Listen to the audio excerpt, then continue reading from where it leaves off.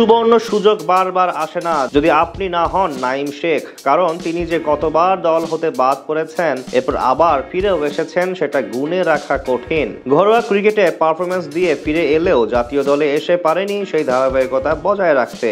2019 সালে অভিষেক হয় 25 বছর বয়সী এই ক্রিকেটারের, তবে এখনো পারেনি কোনো ফরম্যাটে থিতু হতে।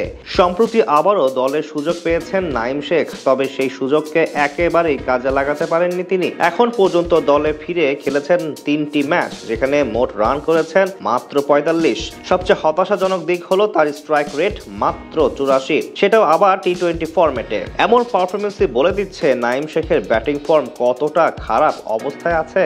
তাকে যেহেতু দলের ব্যাকআপ ওপেনার হিসেবে রাখা হয়েছে, তাই আবারও পাঠানো হয় টপ অ্যান্ড সিরিজ খেলতে অস্ট্রেলিয়ায়, কিন্তু সেখানেও প্রত্যাশা অনুযায়ী পারফরমেন্স করতে পারেননি নাঈম শেখ। পুরো সিরিজ জুড়ে তার ইনিংসগুলোতে ছিল হতাশা, কেবল একটি ইনিংসকেই কিছুটা টি-20 মেজাজে বলা যায়। শেষ ম্যাচে 21 তারিখে বাংলাদেশ এ দলের হয়ে মেলবোর্ন স্টার্স একাডেমির বিপক্ষে তিনি করেছিলেন 21 বলে মাত্র 19 রান, যা কোনোভাবে একটি টি-20 ইনিংস হিসেবে গ্রহণযোগ্য নয়। সব মিলিয়ে এমন খারাপ পারফরমেন্সের পর আগামী নেদারল্যান্ড সিরিজ ও এশিয়া কাপে দলে তিনি থাকবেন কিনা সেটা এখন বড় প্রশ্ন। এদিকে যখন নাঈম শেখ একের পর এক ব্যর্থ হচ্ছেন, ঠিক তখনই একই টুর্নামেন্টে তার সঙ্গী জিশান আলম খেলছেন দারুণ ক্রিকেট। যদিও সর্বশেষ ম্যাচে ব্যাট হাতে হাসেনি ভাগ্য, তবুও তিনি বুঝিয়ে দিয়েছেন যে টি-20 ফরম্যাট কিভাবে খেলতে হয় সেটা তিনি ভালোভাবেই জানেন। মাত্র 20 বছর বয়সেই তার ব্যাটিং স্টাইল, শট সিলেকশন এবং মানসিকতা বলে দিচ্ছে বাংলাদেশ ক্রিকেটের ভবিষ্যৎ হিসেবে জিশান আলমের সম্ভাবনা